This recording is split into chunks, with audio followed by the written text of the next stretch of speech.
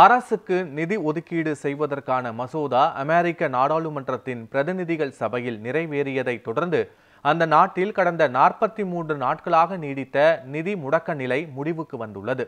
அமெரிக்க அரசுக்கு நிதி ஒதுக்கீடு செய்வதற்கான மசோதா அந்நாட்டு நாடாளுமன்றத்தில் நிறைவேறாததால் அமெரிக்க அரசு துறைகள் முடங்கின. அரசு ஊழியர்களுக்கு சம்பளம் கொடுக்க முடியாத நிலை ஏற்பட்டது.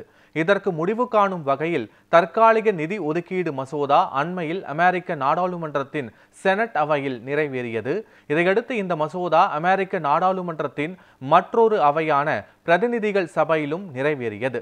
இந்த மசோதாவுக்கு ஆதரவாக 222 உறுப்பினர்களும் எதிராக 209 உறுப்பினர்களும் வாக்களித்தனர். அரசுக்கான நிதி ஒதுக்கீடு மசோதா அமெரிக்க நாடாளுமன்றத்தில் நிறைவேறியதை தொடர்ந்து அமெரிக்க வரலாற்றில் மிக நீண்ட காலத்துக்கு, அதாவது 43 நாட்களாக நீடித்த அரசு முடக்க நிலை முடிவுக்கு வந்துள்ளது.